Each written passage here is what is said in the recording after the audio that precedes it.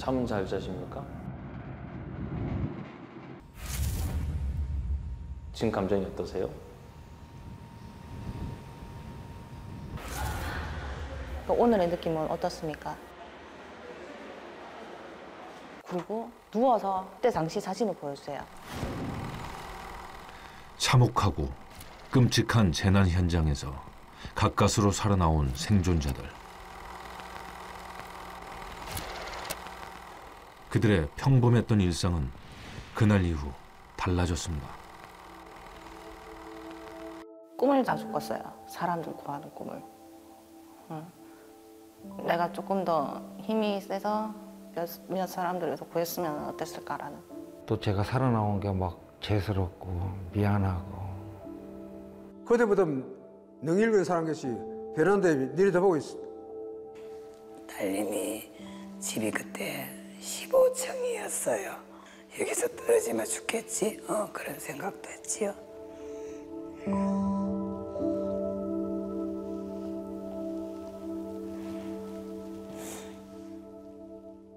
눈 뜨는 게 지옥 같았던 삶.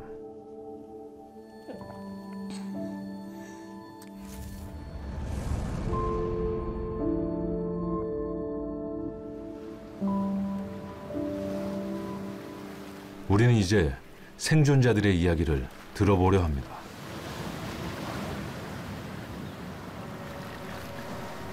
타인의 고통과 쓰라린 기억을 마주하는 건 쉽지 않은 일이었습니다. 사실 좀 두려웠어요. 그러니까 세월호에 대한 관심을 많이 갖고 있었는데 생존자에 대해서, 트라우마에 대해서는 전혀 알지 못했던 게 저도 개인적으로 상당히 좀 충격이었고, 통신님 인터뷰할 때는 여러 차례 했었는데 그날의 참사를 증언을 하면서 막 이렇게 손을 떨고 막 온몸을 떨면서 증언을 하시더라고요. 아, 여전히 이분은 세월호 안에 있구나 라는 생각을 많이 했어요.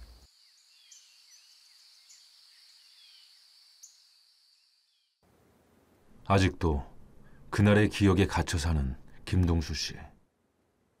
거의 약에 취해 있다가 오전에는 약에 취하고 오후 한 3, 4시부터 약간 약에 깨면 그때부터는 약간 정신이 돌아오는데 그때부터는 또 감정 자체가 없어가지고 뭐 기쁘거나 슬프거나 뭐 두렵거나 뭐 이런 그런 감정이 접수 없어서 그냥 그렇게 하루를 그렇게 지내고 있습니다.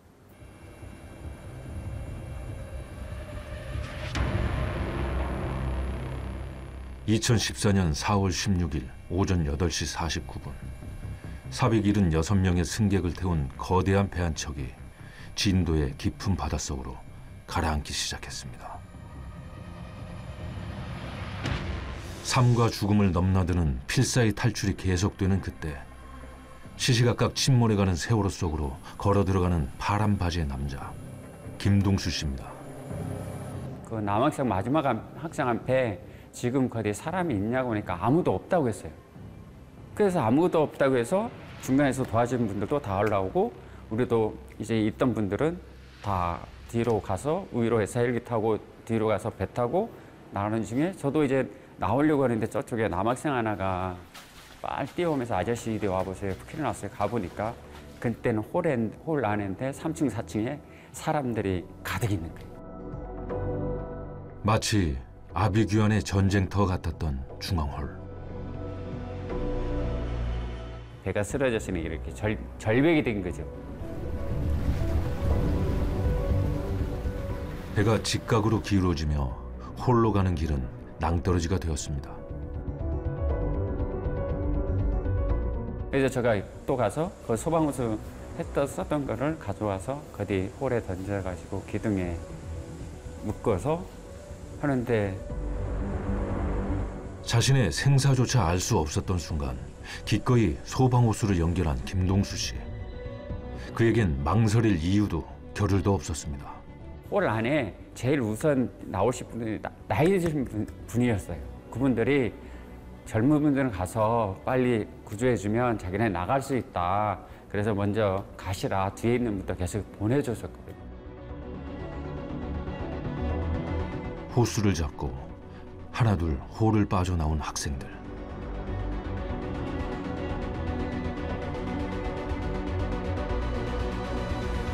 학생들이 아저씨 조금만 기다려주세요. 물 차면 자간에 나갈 수 있으니까 조금만 기다려주려는데 남학생이나 어느 정도 젊은 신분은 이렇게 백타주듯이 건너올 수 있는데 여학생들은 못 들어온 거예요. 끝나 올라오다가 여학생 하나 떨어지면서 학생들과 또래인 고2 딸 생각에 힘에 부쳐도 구조를 멈출 수 없었다는 김동수 씨. 나오기 전 한 10분 정도가 기억이 안 나신데요. 그때 이제 막 창문을 깨려고 했던 안에 있던 학생들. 그러다 보니까 더 많은 충격을 갖고 계신 것 같아요. 그리고 기억이 돌아왔을 땐 덜덜 떨리는 팔로 앳된 아이를 들어 올리고 있었습니다. 그는 세월호가 완전히 잠기기 직전에야 해경의 구조 보트에 겨우 몸을 실었습니다.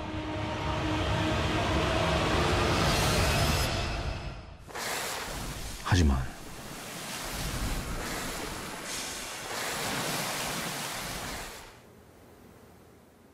아무도 들어주지 않았던 간절한 외침. 지금 제일 두려운 것이 뭐냐면 계속 죽음의 두려움, 공포의 두려움, 잠에서 계속 저를 뭐 자해하고 죽으려는 이런 것들이 너무 심해요. 하얀 옷 입은 분들이나 학생들의 창문 깨는 그 눈망울은 저는 다 봤거든요. 생사람이 그냥 저 눈앞에서 배가 가라앉는 광경을 다 봤어요. 저는 300명 눈망울을 그거 보고 나온 사람이 지금 이렇게 살아가는 것이 진짜 살아가겠어요. 구한 사람은 전혀 기억이 안 난대요. 네. 근데 구하지 못한 사람들. 그때 이제 기다려 달라고 했던 학생, 그리고 젊은 사람들 먼저 구해달라고 자기들은 나중에 해도 된다고 말씀하셨던 할머니들, 이분들은 다 돌아가셨거든요. 그분들 말씀하시면서 되게 많이 힘들어하시고.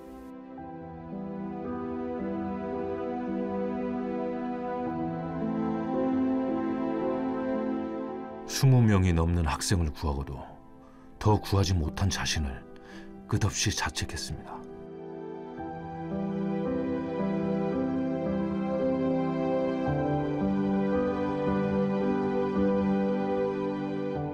깊고 어두운 세월호 홀 안에서 10년째 단 한 발짝도 걸어 나오지 못한 김동수 씨. 창문만 봐도 구하지 못한 아이들의 얼굴이 스쳐 괴롭습니다.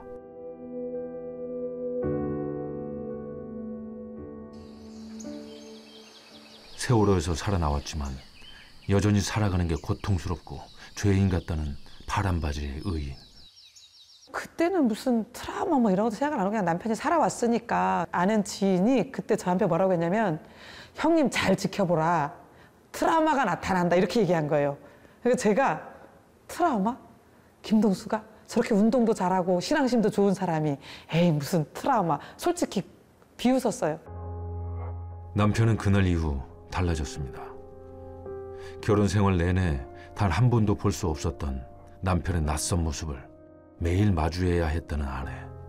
답답하다고 이제 불빛 하나 없는 자꾸 산 쪽으로만 가겠다는 거예요. 거기가 이제 막 공동묘지들이 막 있고 그러니까 저는 무서운 거예요. 근데 거기 가면 내가 무슨 죄를 지었는데 이런 고통을 받아야 되고 내가 뭔 죄를 질렀는지.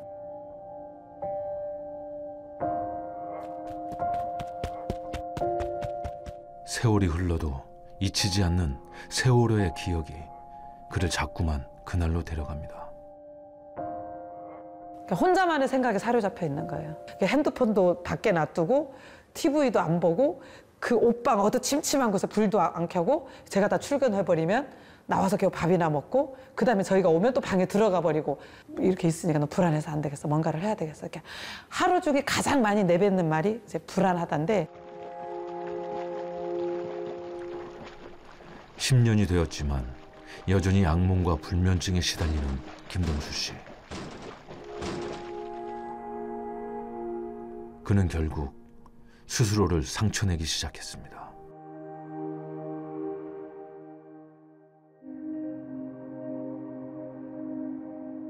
뭐 개미 막 이런 막 그런 것들이 막 돌아다니는 게 너무 힘든 거예요. 그래서 이때 손목을 집에 3월 달에 자해를 시작한 거죠. 언제 끝날지 모를 고통에 모든 걸 내려놓고 싶다는 생각도 수차례.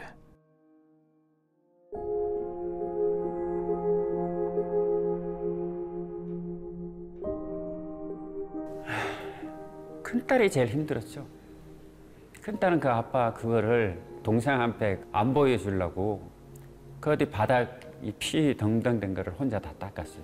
원래 그 아이가 그 소방 어디 임시 계약주로 들어갔는데 그 전날에 아빠 그 광경이 생각나니까 발발 떨면서 그 일주일을 못 견뎌.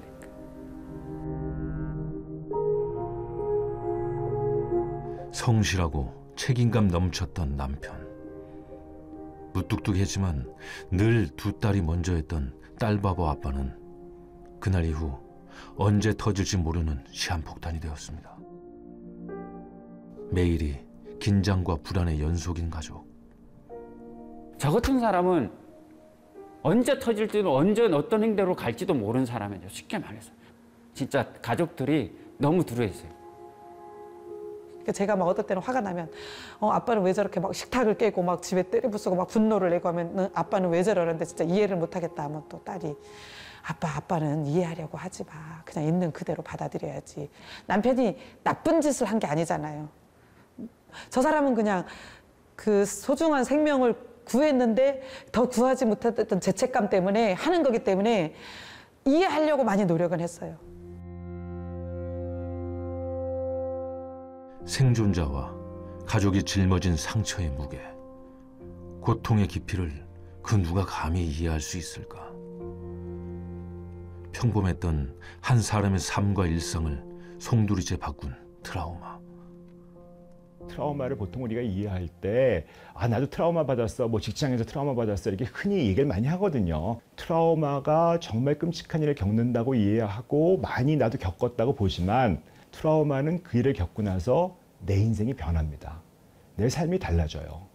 내 삶을 달라지게 만들 정도의 끔찍한 일을 겪는 거거든요. 그래서 의학에서는 그걸 굉장히 좁게 정의를 해요.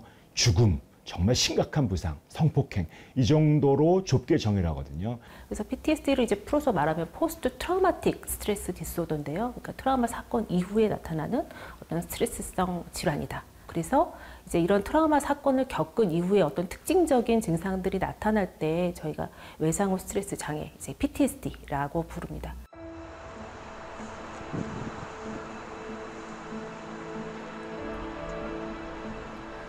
트라우마의 상처는 시간이 지나도 사라지지 않습니다. 이제는 까만 그을음조차도 보이지 않는 대구 중앙로역.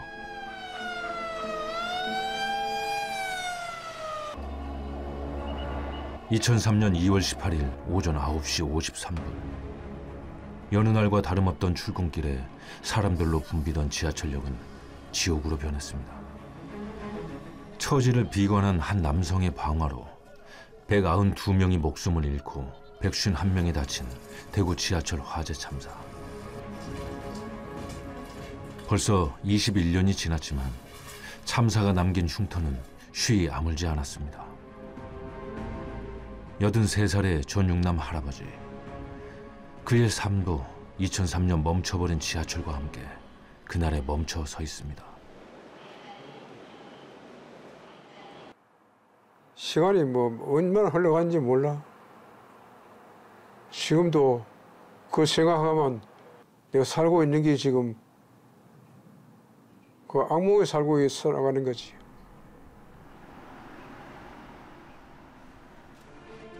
그는 방화범을 본 1079호 열차의 최초 목격자였습니다.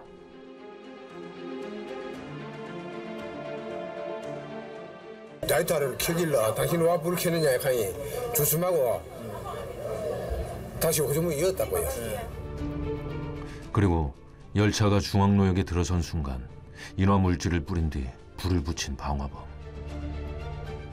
불은 순식간에 1079호 열차 전체로 번졌고 4분 후 맞은편 승강장에 도착한 1080호 열차까지 집어삼켰습니다. 그 당시에 범인을 잡았을 때 라이터를 뺐었으면 그런 큰 화재가 났지 않았을 거예요. 미리 예방됐을까요? 그때부터는 내가 머리가 충격을 받은 기라. 내가 왔을 때 그 사람 이야기대로 그 범인을 못 잡았던 거 이런 그 한탄스러운 생각이 머리에서 떨어지지 않은 게야. 그래서 거기 트라우마가 돼가지고 결국은 집에 있어도 막 매일 밤에 자다가도 악몽만 꾸이고 여자들이 막 아우성 치면서 압박하면서 감지는데 나도 모르고 벌떡 일어나가지고 그때부터 능일근 사람 것이 베란다에 내려다보고 서가 있는 기라. 내가 그 이후부터는 사는 게 아니었어.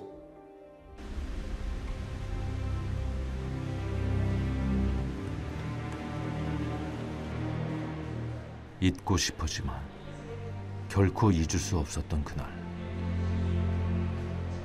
그는 방화범을 끝까지 막지 못한 것이 평생의 한으로 남았습니다. 사고 후 수년간 지하철도 탈 수 없을 만큼 깊은 불안과 죄책감, 악몽에 시달렸던 전육남 할아버지.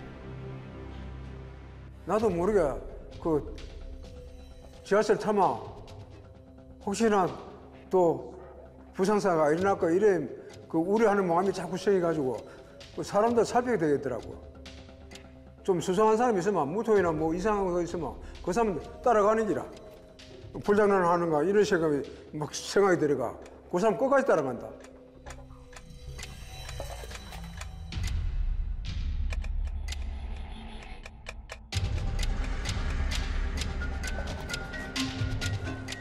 수시로 떠오르는 그날의 기억은 왜 생존자들을 끊임없이 괴롭히는 걸까요? 2주, 3주, 몇 주가 지났는데도 불구하고 그게 망각이 안 되고 계속해서 비슷한 환경이나 비슷한 자극을 보면 그 플래시 메모리라고 그러죠. 갑자기 가만히 있어도 그 상황이 확 떠오르면서 상황만 떠오르는 게 아니고 그 기억으로 인해서 막 식은땀이 난다든지 막 그 몸이 얼어붙는다든지 그게 아주 고착화돼가지고 그 기억이 이제 사라지지 않는 그런 현상이 나오거든요.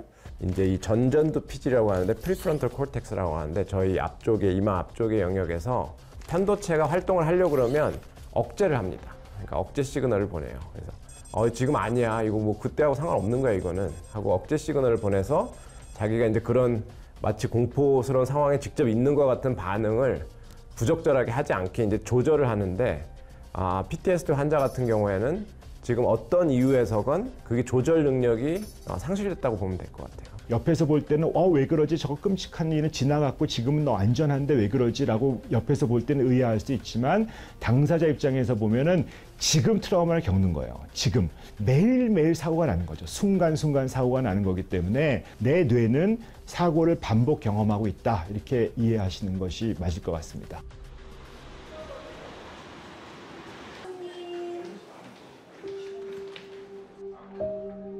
천도가 넘는 뜨거운 화마 속에서 살아나온 박숙자 씨.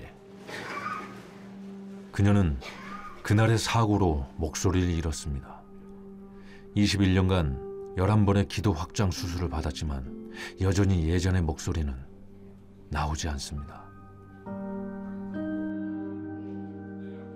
기도는요, 지금 보통 사람 3분의 1 연료가 있어갖고 조금만 움직이면은 숨차고, 답답하고, 지금 3개월 만에 가가 보면은 자꾸 여기가 자꾸 새살이 자꾸 나오면서 여기가 붙어요. 그러면 이것도 올인내고 또 하고 5분에는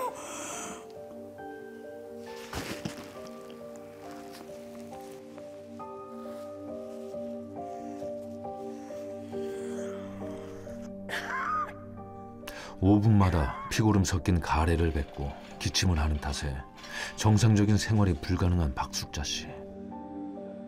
오랜 시간 이어진 사고 후유증과 그날의 끔찍했던 기억이 겹쳐 더 큰 고통이 되었습니다.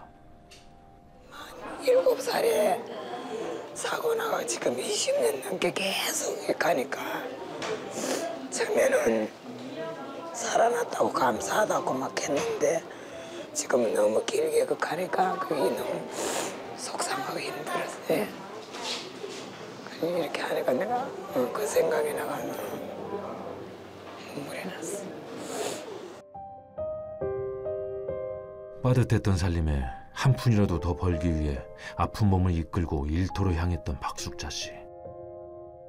행여 놓칠세라 달려가 탔던 지하철에서 끔찍한 사고를 당하고 말았습니다. 자신의 아픈 몸이 자식들에게 짐이 되는 것 같아 절망했던 적도 많았다는데요.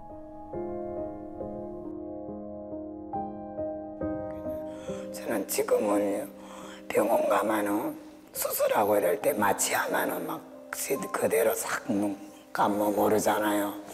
그때가 제일 편안하고 막 이래갖고 그대로 갔으면 딱 좋겠다.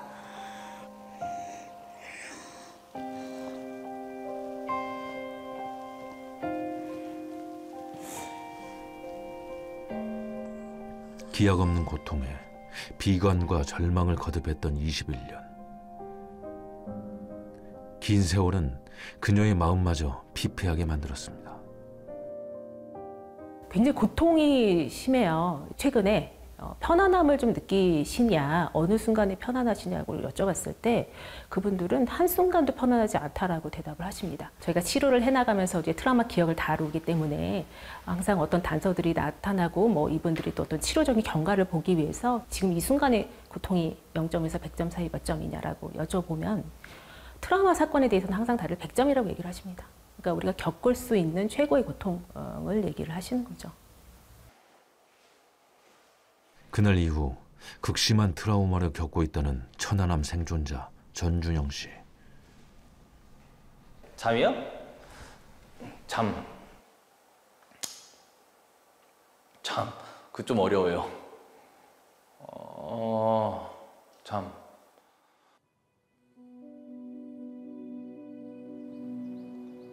스물넷. 평범한 해군 수병의 삶은 2010년 3월 26일 달라졌습니다. 하늘 아래 국민들을 편안히 시켰던 배. 천안함. 두 동강이 나버린 천안함의 함수와 한미는 104명 승조원들의 운명을 갈라놓았습니다.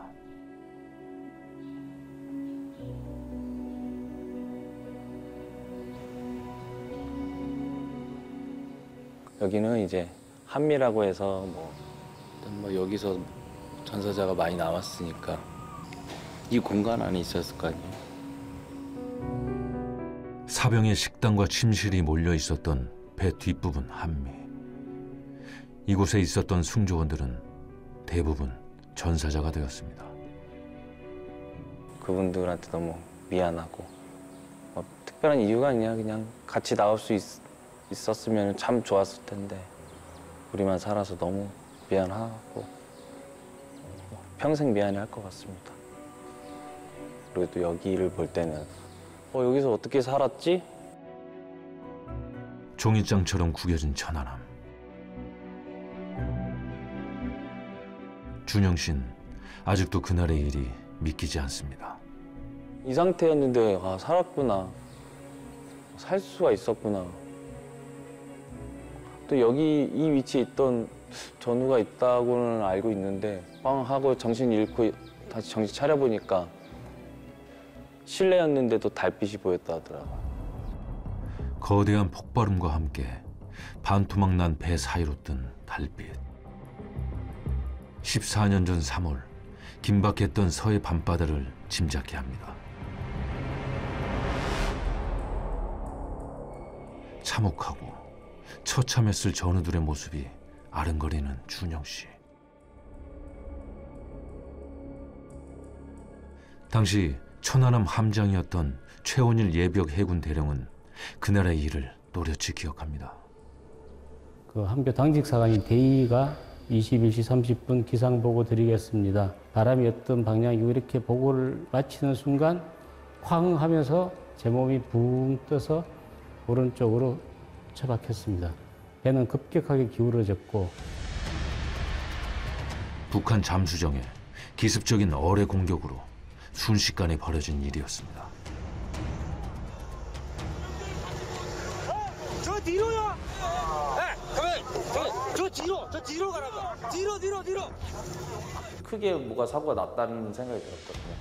그리고 이제 올라온 사람이 몇 명이 없어가지고 손 뻗어서 계속 이렇게 올려줬거든요. 둘, 넷! 지금 여섯 명! 현재 6명! 숫자를 이제 시간대를 계속 확인을 했죠. 12, 13, 14, 15, 20 계속 숫자는 늘어났습니다. 늘어났는데 어느 순간 58에서 계속 스톱이 되더라고요. 그러고 나서 저쪽에서 한미가 없다고 소리가 들리고. 한순간 검디 검은 바닷속으로 거짓말처럼 사라져버린 한미의 승조원들. 구조 작업을 시작한 지 28분 만인 10시 43분. 드디어 처음 구조된 천안함 장병 12명이 501호 함으로 오릅니다. 당시에 긴박했던 상황을 말해주듯 대부분 구명조끼도 착용하지 않았고 한 승조원은 외투도 입지 못한 채 얇은 속옷만 입고 있습니다. 구조를 기다리던 천안함 승조원들은 좁은 공간에 함께 몰려 있었지만 모두 침착한 모습입니다.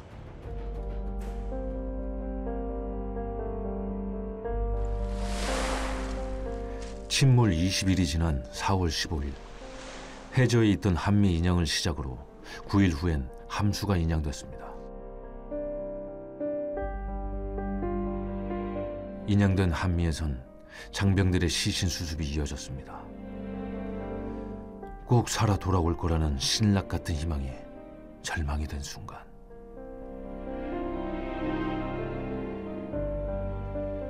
준영 씨는 이날 4명의 동기를 모두 잃었습니다.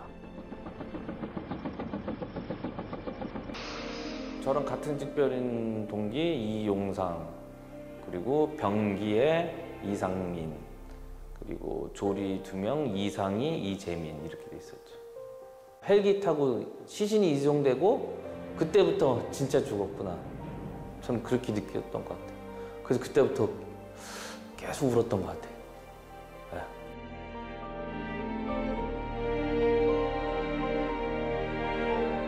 조국의 바다를 지키려 떠났다 끝내 돌아오지 못한 46명의 전우들. 홀로 살아남은 미안함과 그리움은 시간이 흘러도 사그라지지 않습니다. 근데 저희들은 PTSD라는 단어 자체를 몰랐습니다. 그때 당시에는 뭐 잠을 자지 않는 사람, 또 뭐 계속 우는 사람, 또 담배를 계속 줄기차게 피우는 사람, 심지어는 뭐 2대를 같이 막 피우는 분, 이런 분도 있었고요. 또 엘리베이터를 타지 못하는 사람. 이제 지나서 생각해 보니까 심각했구나. 그 공포가 계속 연장됐던 것 같아요. 뭔가 이 집이 무너질 것 같고 건물이 무너질 것 같고.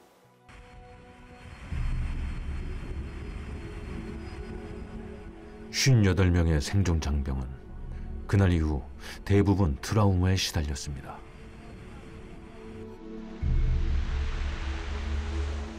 사건 직후부터 더 이상 평범한 군인으로 살아갈 수 없었다는 생존 장병들.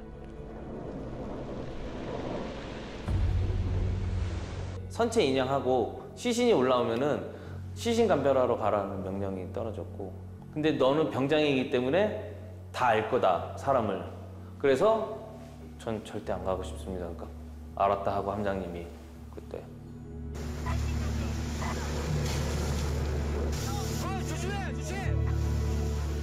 군대는 이런 고통을 편히 말할 수 있는 곳이 아니었습니다. 혹여 불이익이 생길까 스스로 트라우마 치료를 받겠다고 나서는 장병은 드물었는데요. 군 내에서는 정신과 진료를 받으러 간다는 거는 일단 나는 관심 장병입니다, 이렇게 생각하는 거죠. 그래서 문제가 뭐냐면 갈 수 없기 때문에 진료 기록이 없습니다. 진료 기록이 없으면 전역에서 국가보건부에 요금제 신청을 못 해요. 이제 직장을 가죠. 그러면 이게 정신과 이력이지 않습니까? 이게 부끄러운 거예요, 또. 천안함 장병이었다는 것도 감추고 살자. 이렇게 생각하는 분들이 태반이죠.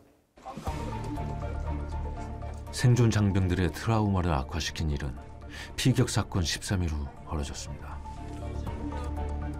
심리적 안정을 취할 새도 없이 환자복을 입고 기자회견에 나선 생존 장병들.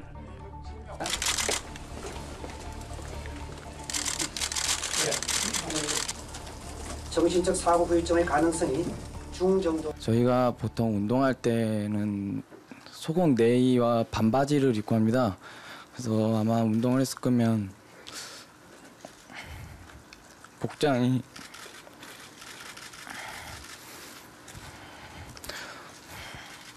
플래시 막 조명 같은 게 되게 무서웠었어요. 마이크 잡고 살짝 울먹거리는 순간 이제 플래시가 파파파박 터진 게 그 잔상이 지금도 되게 오래 기억에 남아요. 그리고 이제 취침 시간 됐는데 애들이 다들 무서워가지고 이제 침대가 다 띄엄띄엄 이렇게 떨어진 걸로 다 한 곳으로 침대를 붙여가지고 다닥다닥 붙어가지고 이렇게. 생존 장병들의 고통은 사회에 나온 후에도 계속됐습니다. 그들을 향해 쏟아진 각종 비난과 모욕은 그들의 상처를 더 깊고 덧나게 만들었습니다. 부하를 수장시킨 놈이 뭐 너는 왜 안 죽었냐? 아직도 안 죽었냐? 폐잔병 살아서 졌냐? 너만 살아서 졌냐? 막 이렇게. 특히 보상금 얼마 받았냐고 자꾸 물어보고. 몇 억 받으실 줄 아세요? 그래서 그 돈을 받아서 천안함의 사건 그 전의 진실을 쟤네는 숨기고 있다. 살아남았다는 이유만으로 경계에 실패한 폐잔병으로 불린 생존 장병들. 특히 폐잔병이란 부당한 낙인은 가장 참을 수 없었습니다.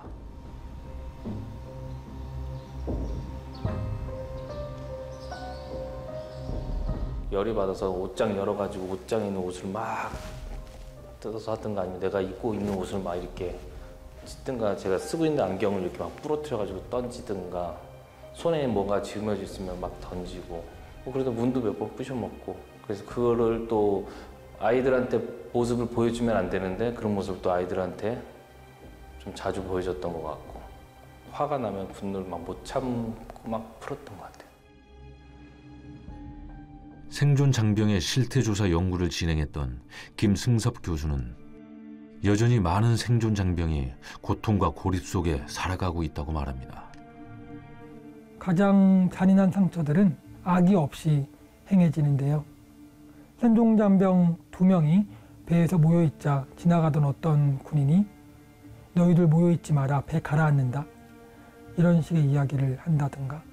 참사 생존자들이 겪었던 가장 큰 고통은 참사 이후에 자신의 고통에 대해 함부로 말하는 사람들의 목소리였습니다.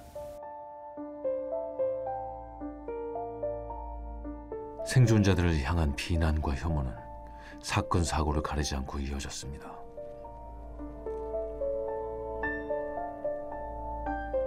보상을 둘러싼 오해와 날선 시선.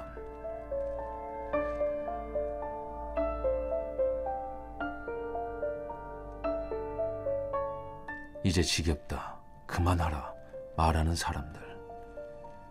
가슴에 비수처럼 꽂히는 말은 좀처럼 묻어지질 않는데요.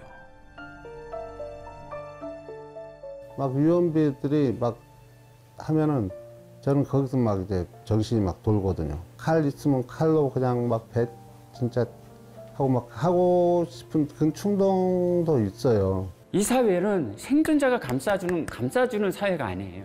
생존자들은 상처에 상처를 계속 갖는 거죠. 친구들이 뭐 모르고 너 보상금 많이 받는다며. 너 이제 괜찮아질 때 안 됐니? 너 이제 약 안 먹어도 되잖아. 이만하면 좀 그만할 때 되지 않았니? 그런 말이 너무 상처가 돼요. 내가 얼마큼 아프고 어떤 고통이 중요한 게 아니라 그냥 그게 진실만 궁금한 거야. 이 질문을 던졌을 때 이 사람이 싫어하고 어떤 감정일까를 생각을 안 하는 거예요.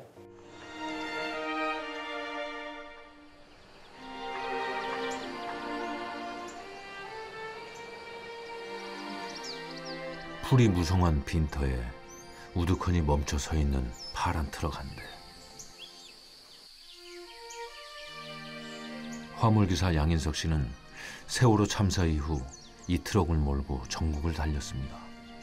죽은 학생들이나 죽은 희생자들을 위해서 알려는 상황이었는데 또 다르게 보는 관점 사람들이 많아서 또 이제 색깔을 바꾸게 된 게 되더라고요. 한때 많은 사람들의 응원을 받았던 노란 세월호 트럭. 그의 트럭은 영원히 기억하겠다는 다짐이기도 했습니다. 멈춘 이 트럭은 언제 다시 달릴 수 있을까요?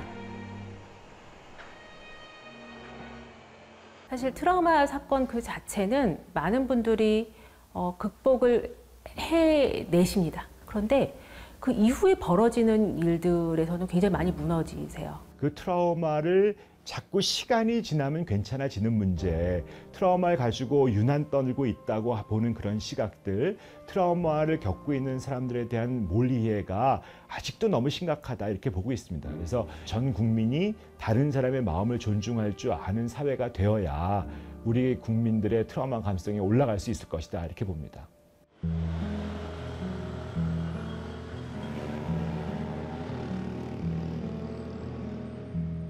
당연하듯 흘려보낸 오늘 하루.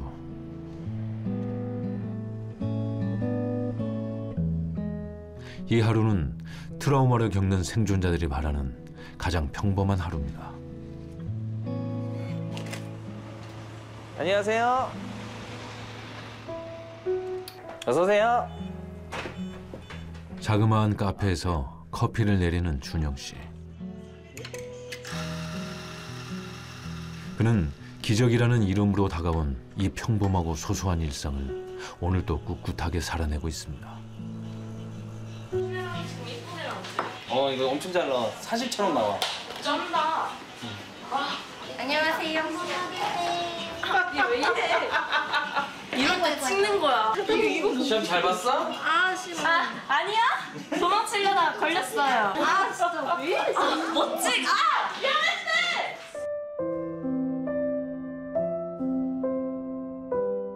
다시 세상 속으로 한 걸음씩 내딛는 준영 씨. 이게 커피를 판다는 생각보다도 사람 이 동네 분들이랑 이 대화하는 재미가 있어요. 그리고 이게 엿들으면 이런 사람도 이런 고민을 하고 살구나, 저런 고민을 살구나 그러다가 또 좀 뭔가 공감되는 게 있으면 불쑥 들어가서 대화하는데 껴서 대화도 하고 그러는데 여기 있으면은 잡생각이 일단 없어져요. 너무 정신없어 갖고. 근데 집에 가면 이제 완전히 녹초돼서 이제 자는 건데 계속 쉴 틈 없이 일을 하게 되면은 그 생각에 빠져있지 않는 시간이 점점 그 시간이 줄어들기 시작하더라고요. 지금 이거 바쁘면 제가 그 과거에 있던 사건을 생각하는 시간이 점점 시간적으로 줄어들게 되잖아요.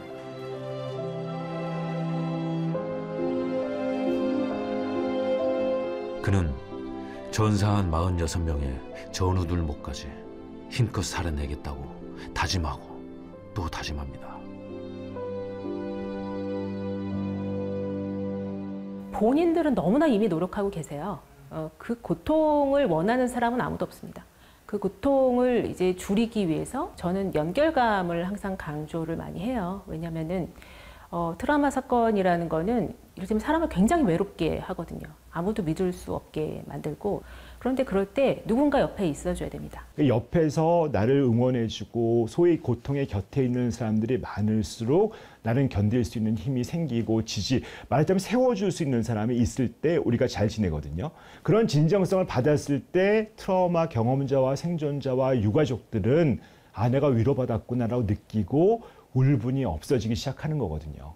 내가 진정으로 위로받을 수 있을 때 트라우마는 더 이상 진행되지 않습니다.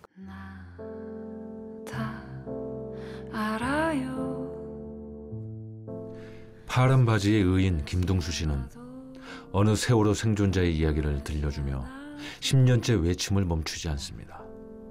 누군가에게 전해진 그의 목소리는 울림이 되어 다시 그에게 닿습니다. 처음에 했던 콘서트는 정말 막 오열을 하시면서 막 말씀하셨거든요. 눈물 콧물을 흘리시면서. 오신 분들이 되게 많이 공감을 해주세요. 같이 울고 같이 웃고 하면서 그 과정이 치유의 과정이 되는 거예요. 편지를 써봤거든요.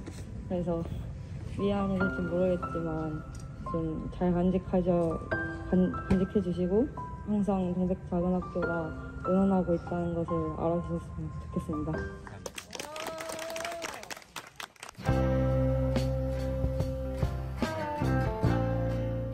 그리고 동수 씨는 달립니다. 기나긴 인생 여정을 닮은 마라톤. 턱 끝까지 숨이 차올라 포기하고 싶을 때 늘 반환점을 맞이한 것처럼 다시 힘을 내 가보지 않은 길을 달립니다. 그리고 그 끝엔 결승선이 있겠죠. 4월 16일은 그 학생들이 못 갔던 관광 여행지를 뛰고 싶어서 3일간 뛰었어요. 그 진동체 맞고 영양제 맞고 그 통증을 해서. 그는 올해 10주기에 맞춰 10년 전 학생들이 미처 끝내지 못한 제주 수학여행을 대신했습니다.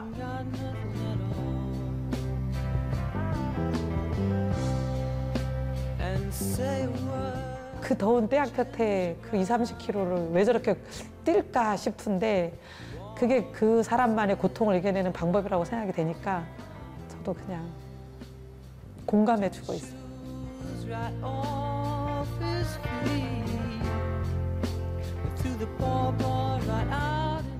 세월호 참사 후 한동안 운전대를 놓았던 화물기사 양인석 씨도 다시 길을 달립니다.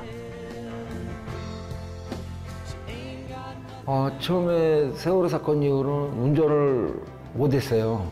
또 겁이 났고 그러다가 주위 사람들이 격려를 해줘서 조금씩 하게 되더라고요. 아플 때 손 내밀어 잡을 수 있는 곁이 있다는 것. 앞에 나머지는 여기다 받쳐 후원회장 받쳐야 되니까.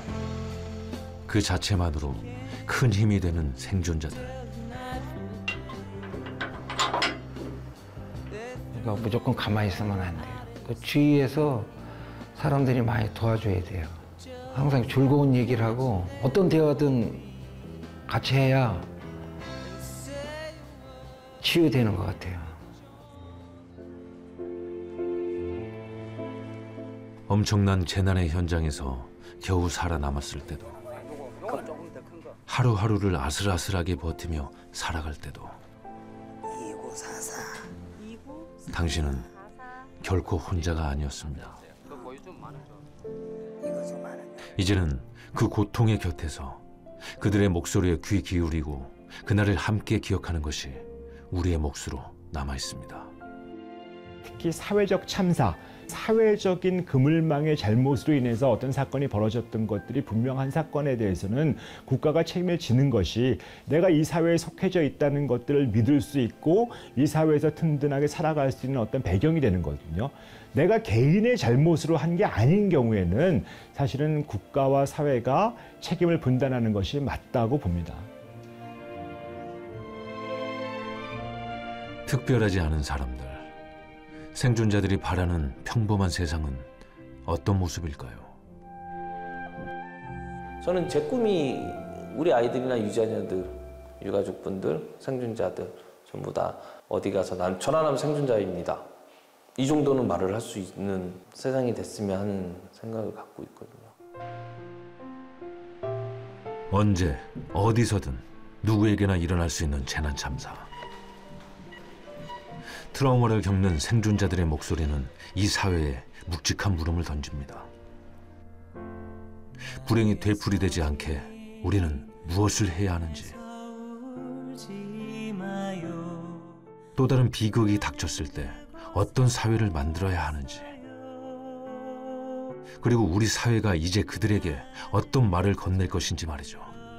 저는 세월호도, 대구 지하철도, 천안함도 그 트라우마를 겪었던 모든 사람들은 그 사건의 현장에서 자신의 삶의 컨트롤을 잃어버렸던 경험이라고 생각합니다. 그래서 그런 트라우마를 겪은 사람들에게 가장 먼저 필요했던 심리적 지지는 이제 당신은 안전하다. 그 사건은 더 이상 당신에게 발생하지 않는다. 그러니 괜찮다라고 말하는 이제 당신 삶의 통제권이 당신에게 있다라고 얘기해주는 그 환경이었다고 생각합니다. 실은 이 고통은, 이 참사는 당신 개인의 잘못이 아니었다. 사회로 인해 발생한 문제였고 사회가 함께 책임져야 할 부분이었다. 근데 그것을 당신 개인이 겪고 감당하게 해서 미안하다 라고 이야기해주는 그런 관점과 자세, 그런 것들이 절실히 필요했다라고 생각합니다. 자유롭게 날고 있죠. 나는 천개의 바람, 천개의 바람이. 사고 전날로 돌아가나요? 노래 부르고 노는 거지. 가족이하고. 옛날에 문철아리를 좋아했어요. 문철아리 노래도 좋아하고. 공항의 이별.